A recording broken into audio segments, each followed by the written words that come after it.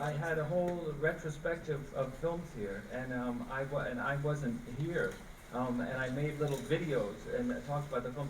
Now I am here. I have nothing. I have no film to show, so I have no work. So I thought I would show somebody else's. I thought I would come to Portugal and show a 60-year-old Italian film, and. It's called The Gold of Naples, as I think everyone knows. And this is a movie, I only saw it myself maybe six or 8 weeks ago for the first time, and it's not very readily available. It was hard to get a hold of. So I thought, I am not an expert in this movie in any way, but have other people here seen it? So compared to you, yes, I am an expert. I'm definitely probably the best resource on this movie in this room. Maybe don't show it, and we just talk Keep about my status. Yes. It's a sort of an anthology film. It's short stories. Five or even six short stories, all set in Naples. It has a cast that includes Sophia Loren and Sylvain Mangano, De Sica himself, Toto, the actor Toto. And I thought, I mean, I've only seen it the one time. I'm going to watch it again now. It was one of my very favorite De Sica films, and I've always liked the format of a portmanteau sort of film that's a number of different stories. So that's about, it's obviously it's set in Naples, which is at least near where De Sica came from, and I think we're going to talk after the movie. Paolo and I will come back. We don't necessarily have to talk about this movie. We could talk about anything. We have nothing prepared. We'll hopefully everyone will still be here after the movie, and we'll see you then. Thank you.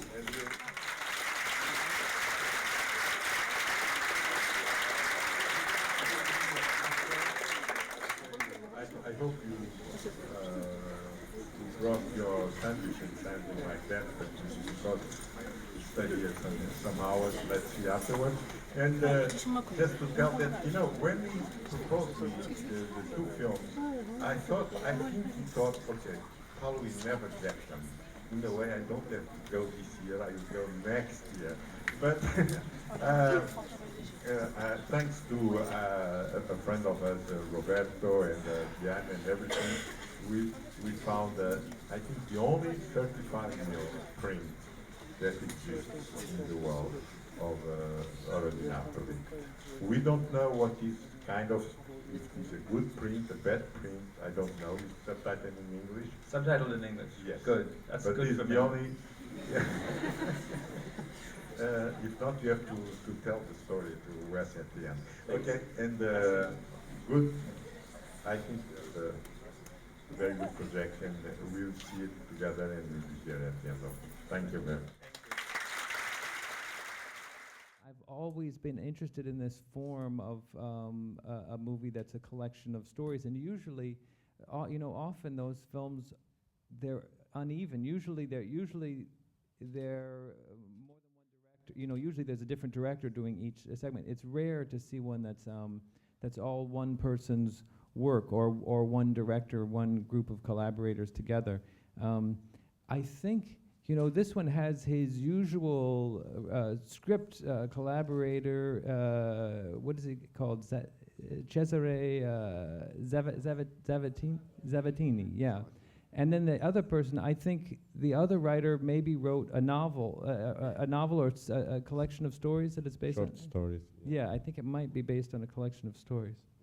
What is incredible when you see now a film like this one, and you see how at the same time how modern he's when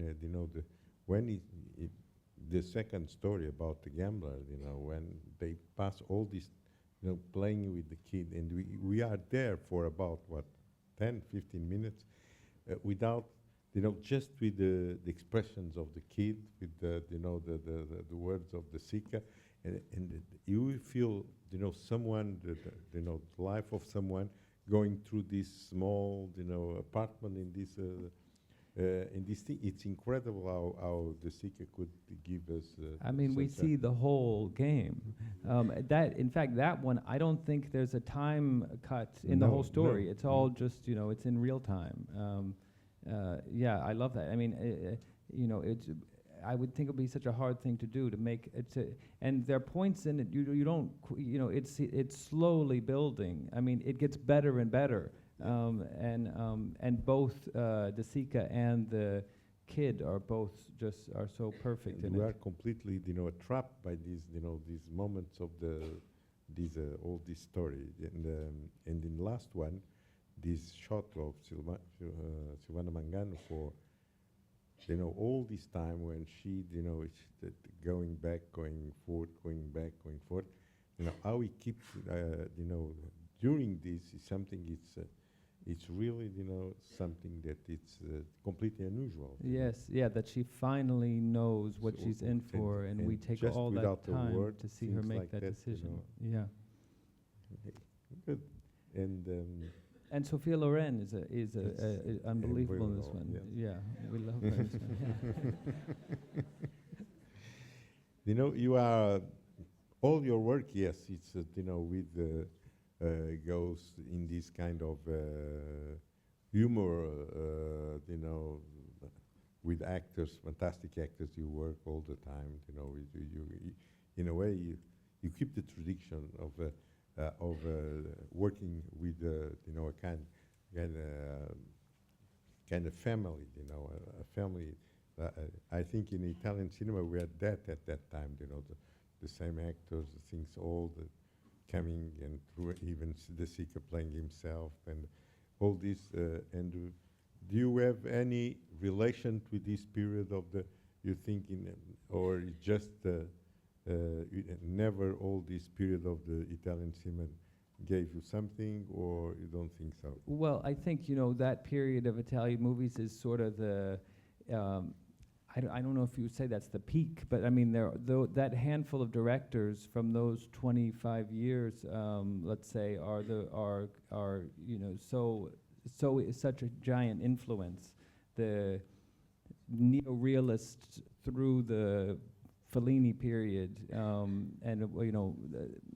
that handful of guys. I mean, I think to me, a movie like this is just full of things that you want to steal.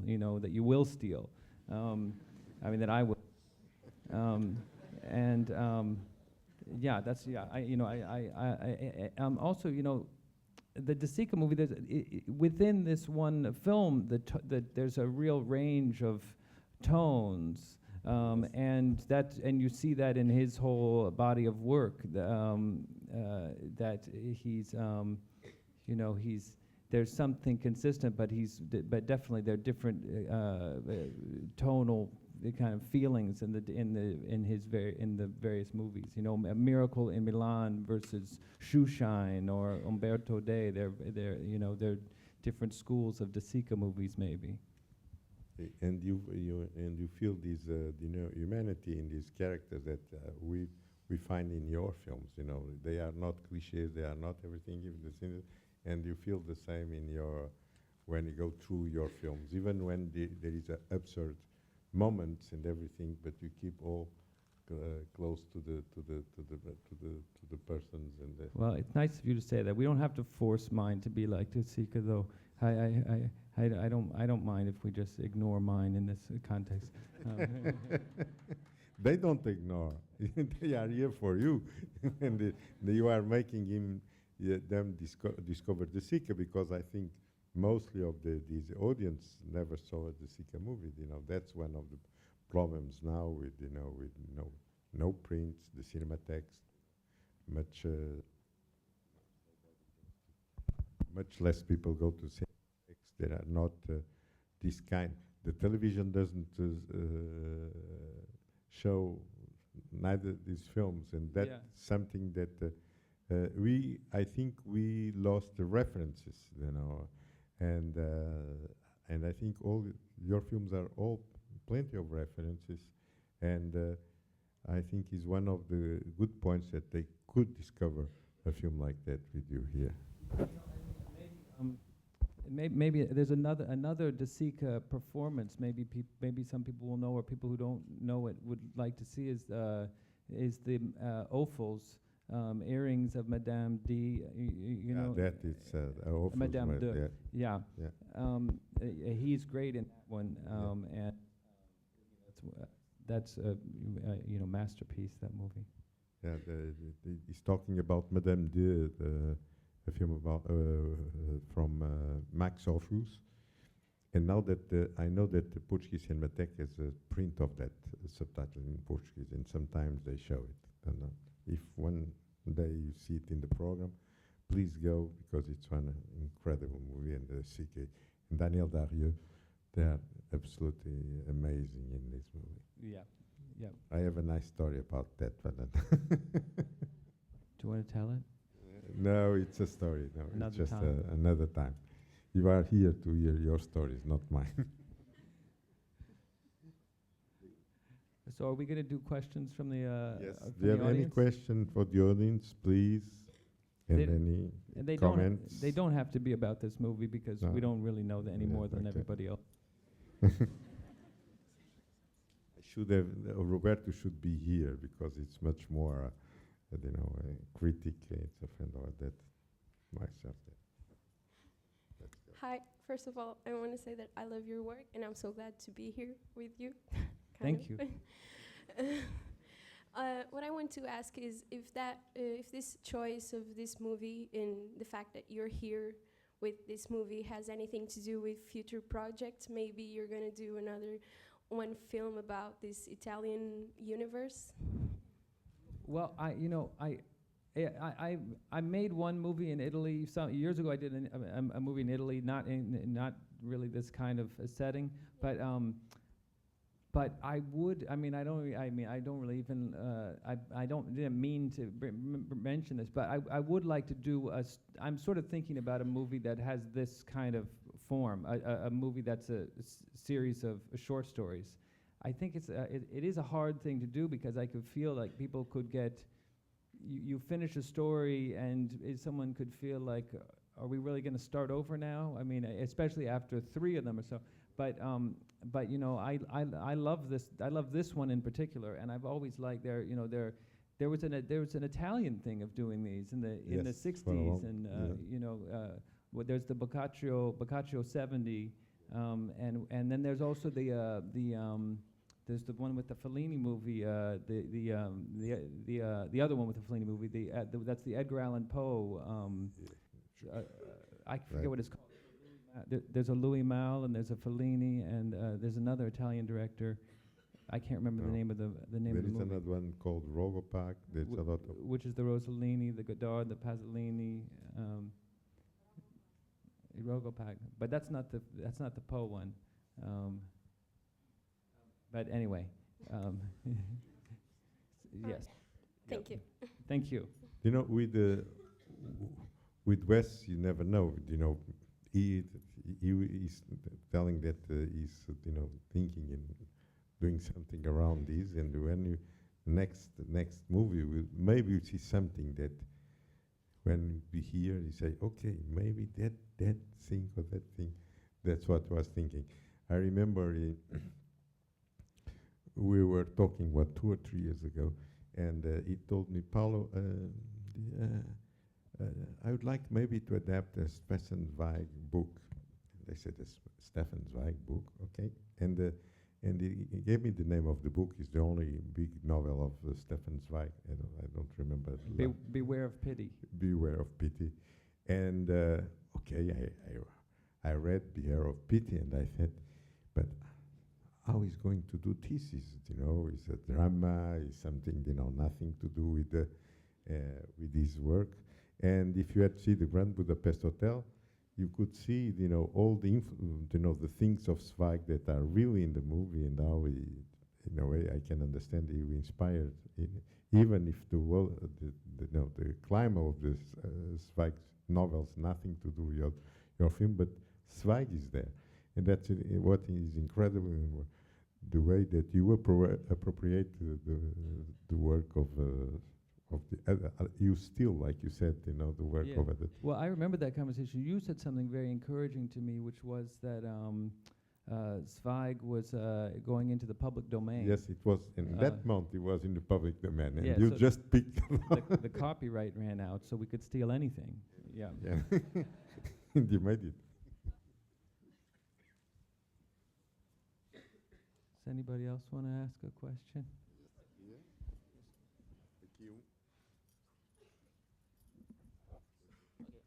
Hi. Hi. I'd like to ask, how do you create characters for your movies? How do you create characters for your movies? How is the process? Yeah. Well, you know, I think often there's so many different ways, but much of the time for me, from my experience, there's somebody I know, somebody in real life who is at least to some degree the starting point for most of the characters. I somebody in real life or somebody from a book or a movie. But really, I feel like more often than not, most of the big characters in the movies I've done start with somebody I know or have met. Yeah, that's usually the beginning. Oh, that is dangerous.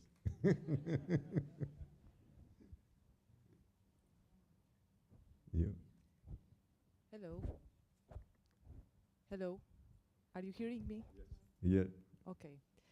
Hello, yes, it's very nice to be with you here. I'm here. Oh, okay. Hi. Sorry. I have a question for you. It's about the kids. In this movie, we saw a lot of kids. They all look very smart and very almost divine, as in your movies. I'm talking about the Moonrise Kingdom, for instance, that marvelous movie. I would like you, could you share with us some of your experience working with kids? Yes, well, you know, that's a big, you know, De Sica, there are kids all through his whole body of work, and they're wonderful performances from children. I've always liked working with kids. You know, one of the great things is because they're usually so enthusiastic. First, I always leave a lot of time to search for them, and you know, spend a long period of time meeting, or usually not even meeting them. Usually looking at quick times and then choosing a few to meet. I mean, these days. You know, it's a crucial thing. Finding a kid it's a hard thing to do to get somebody who is just going to be great, because you know, they don't have some technique that they've developed. It's just whatever is their most natural talent, and just who they are, what they're like. You know, usually I find when you start the movie, they become the ones who know. You know, they know the script better than certainly better than I do, better than the script supervisor, better than when somebody doesn't quite know something on the set. They're usually the ones who could chime in and tell you it goes like this. You know, they study, you know, I've worked with kids who haven't done anything before, and I've also worked with a few very young people who've done lots of movies. On the last movie I did, they're not as little as some of these other ones, but there's an actor in the Grand Budapest movie that we just did. His name Tony Revolori. He has a big part in the movie. He's never been in anything before, and we all had a great experience with him. He was just totally devoted to the whole thing, and was kind of game for anything, and is interesting and funny, and then there's also Saoirse Ronan, who may be 1 or 2 years older than Tony, but she's done probably 25 movies or something. You know, she's been working since she was a kid.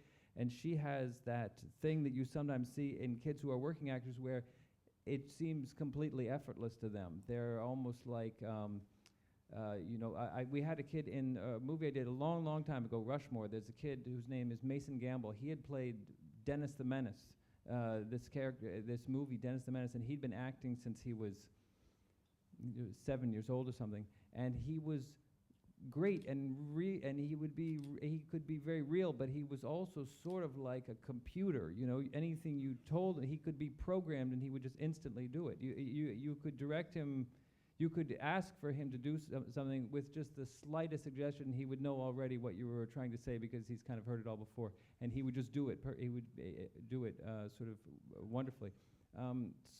Anyway,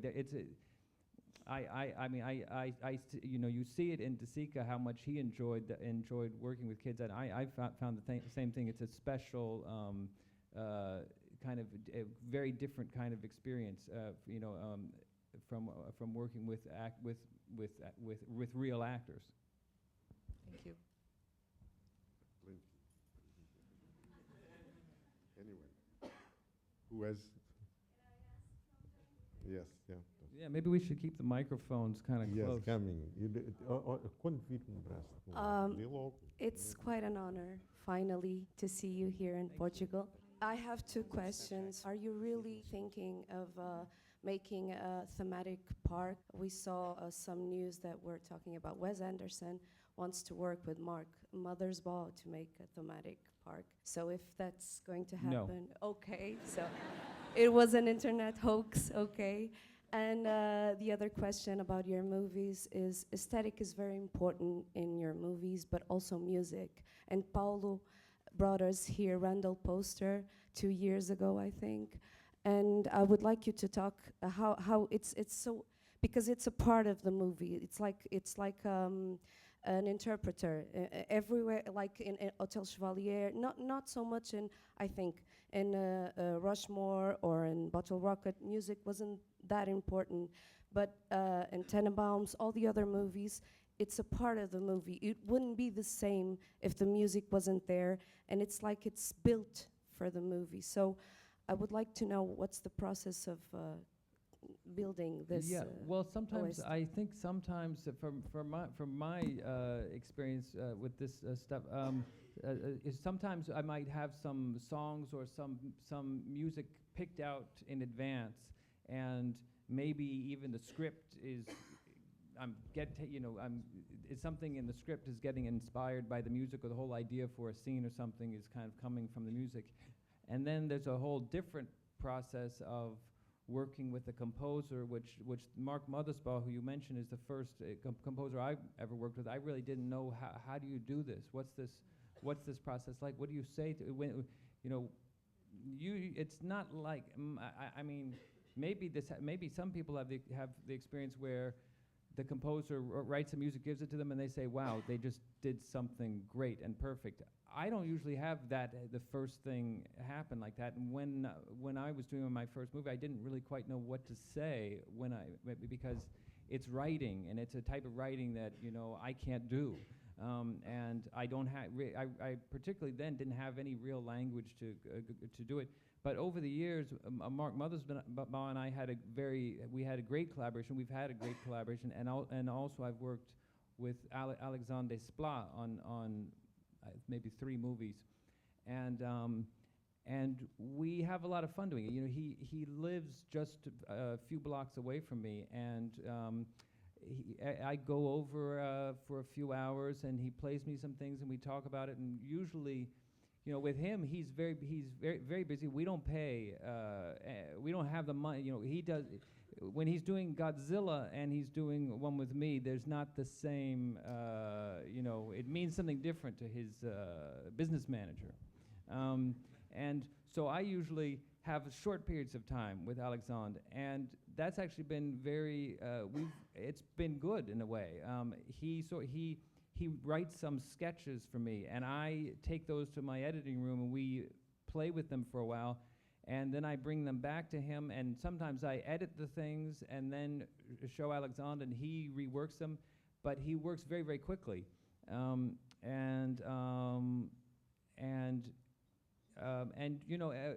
last movie we did, we used a balalaika orchestra, this group of musicians that we brought from Moscow, and that was I think on each of the ones that Alexandre and I have done together, we've tried to find some new kind of concept or sound or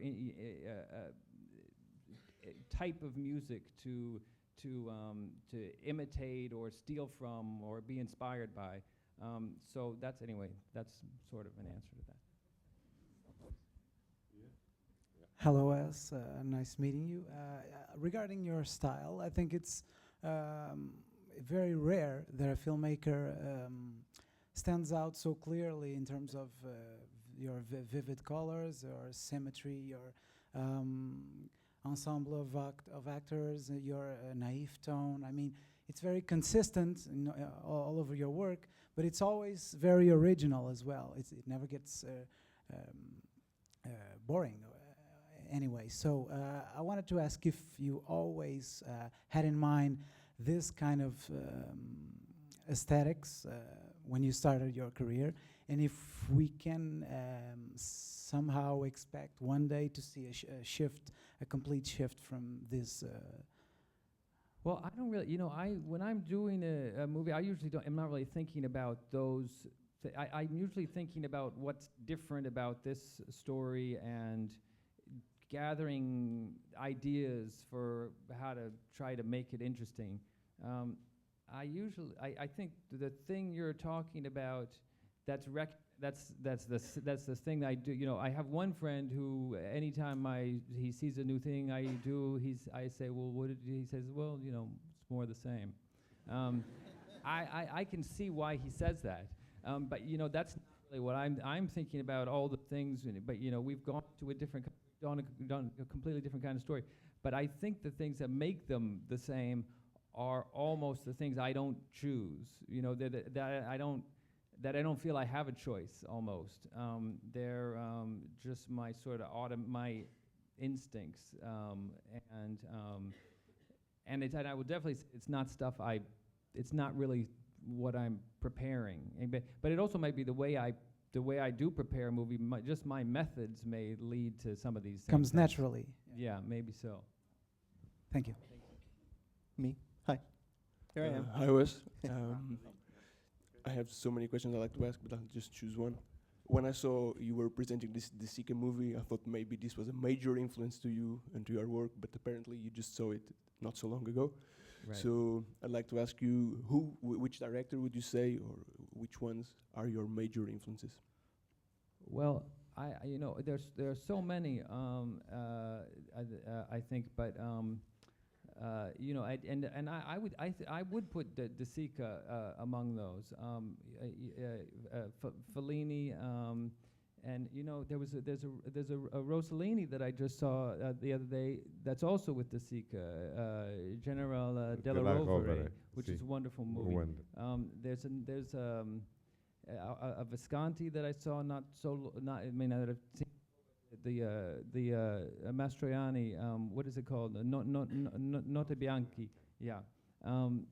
Italian have always been a great inspiration for me, I think, and at the top of the list of ones I've loved. But you are talking about films you saw after you make most of your films. That inspiration comes after. That's possible, but I've loved those. Those are movies I've loved. Those are filmmakers whose work I was interested in long before I ever did a movie. Anyway. Hi. 2 or 3 years ago, I had a chance of meeting Jessica Hitch, with whom you worked on the she does typography, like on Moonrise Kingdom, and she had a funny story working with you, which you, in which basically at some point she had like 30 versions of the letter R, because you weren't happy with the result, and what I want to ask you is, do you strive for absolute perfection in your work, or is it at some point you have to say to yourself, okay, maybe 30 versions is enough, and I can choose one of them? Well, I wish we had the bad versions here. I mean, I think if I could bring them up right now, we'd probably see that the R's just got better and better. I don't really remember those R's, but that one. I don't know if I did. I usually you just have X amount of time to work on the movie, and I usually just try to I tend to just keep doing things until we run out of time, more or less. And it's something like that, like writing, it's really, I don't even think about it as being versions. It's probably just a slow process, because we were trying to make a sort of typeface for the movie that we were trying to make up a new one. Well, there's a reason why you use old ones, you know, because they're sort of hard to get right, so yeah, you know, but usually there's just practical limits around everything, and you know, it's not like I'm go and want to do 100 takes of something or anything like that. You just sort of use the time that you've got, and you know, years ago I did a movie that went way over budget, and you know, it was a movie that was. I think the schedule for the movie was 80 days of shooting, which is already like twice as much as I think I ought to have. And we shot for 100, and it wasn't. In fact, Willem, you know, he knows. He was there. There were like 9 trailers. You know, each movie star was in a different trailer. Well, Willem is an unusual case because Willem likes to stay on the set. He wants to know what's going. He doesn't. My experience with Willem, he doesn't want to go and you know, watch ESPN, you know, while the lighting is happening. But most actors do, or a lot of actors do, and on that movie it was you know, the thing that starts happening is you ask everybody to come to the set, and they start asking, "Is so and so there yet?" No, he's still in his trailer. Just, I'm ready. Let me know when he gets out. Well, then you have like 9 people all waiting for somebody to come out, I don't know how I segued into that from the typography, but I do feel it's all connected somehow. Hi. Okay. Good night, Mr. Wesenson. My question to you is, if you could choose just one movie that you can see for the rest of your life, what will you choose? You say to shoot or to watch? To see, to watch, yes. To just one. I mean, I guess you want something really long. Yeah. You know, I mean, you know, I mean, maybe if we put the Godfather movies, we get those going. Yeah. Especially the first 2. Yeah. Yeah. Is it what longest? I don't know. I met some, but it's not. I don't know. In the past, there are movies with 5 or 6 years. You know, Novecento, I think it was 4 hours and a half, something like that. Yeah. Novecento, there's a 5-hour and 10-minute version. You know, Mysteries of Lisbon is 6 hours. You know, anyway. Okay. How long is the long Nymphomaniac that you haven't seen, Willem? 6 hours. 5.5. I think it's 5.5. 5.5. There's a Napoleon movie made in the tent. Yeah, there's a 7 hours movie in Napoleon. The 7-hour Napoleon. Very old movie, yeah. Oh, About Abelgance. Yeah. Yeah, we could do that one too. Okay. Well, Hi, it's an honor to meet you. I have a question concerning you're always working with models. How did you come up with this idea? I'm working with models, is that what you said? Yes. Do you always see who's talking? Can you tell who's talking? It's me. I'm waving. Oh, yeah. Okay, back there. Yeah, this last one especially, we had models. You know, I've always liked you mean like miniature things, yeah, right? I mean like the switch of the scale. Yes, yeah. Like this last movie we had, there's a hotel that a lot of the movies in this hotel, and we didn't find the hotel we wanted. You know, we didn't find, we sort of found, as we were researching, we discovered all kinds of things that our group, my production designer and things we wanted our hotel to be like, but we didn't find the real place, and it doesn't really exist. You know, it's set in the past. So just because I like miniatures, it's the combination of, well, the main thing is you can make anything you want when it's a miniature. You know, you can make it exactly how you envision. You can include any ideas that you come up with. And I like the collaboration of working with people who do that kind of work. You know, it's kind of old-fashioned way of making a movie, but you know, I'm drawn to it. Yeah, yeah, yeah. Hi. Well, I was going to ask you about the cinematography in your movies, but someone got there first. So. About the cinematography, did we do this? No, not yet. I don't No, think. he asked about the style, light and yes. picture and the framing, but I wanted to know Anyway, okay. What got you into stop motion animation and how you ended up making a full-length feature film in stop motion, and if you want to try it a bit more. Yeah, you know, what got me into it,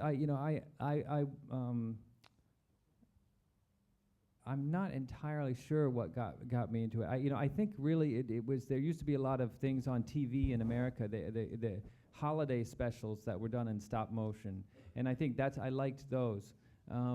And then I made a Roald Dahl, Yes, Fantastic Mr. Fox, and it was a kind of hard process to figure out how to go about it. It was there was a lot of time spent just learning how animators work, but it was eventually a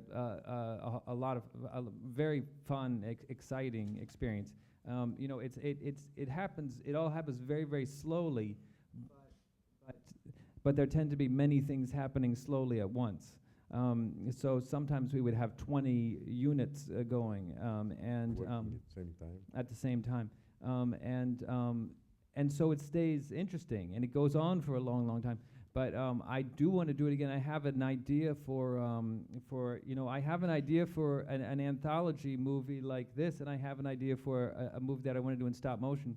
Both of them, I don't have a script. And the Italian thing I like is when you see these movies, you know, some of these movies, you see a Rossellini movie, and in the writing credits is Fellini. You know, there can be 5 guys, and you know, very talented people collaborating. I would love to have a writing posse like that, but I don't.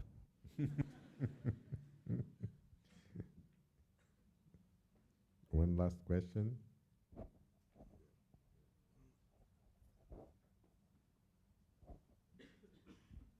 Hi. Nice to meet you. Thank you. If you have to make a remake of a movie, which one would you choose and why? I'm gonna do a remake. Gotta do a remake. I can't say that I have one right off the top of my head to trot out. I mean, I guess the thing I would do, I probably wouldn't mind doing like a kind of like a Rififi or Maltese Falcon kind of something that's a real, like a crime story maybe, that's very, that's got a plot. That's one thing that's a real advantage, I think. I've often made movies that I don't want to brag, but that don't have a plot. The movie that you produced, the Amalric movie, that's this Simeno Blue Room. O Quarto Azul. Yeah, I loved that. Maybe a remake of a mystery or crime story would be good. Okay, we can discuss that. Okay, we'll talk about that later. Thank you. Okay, are we finished? Thank you very much. Thank you. Thank you.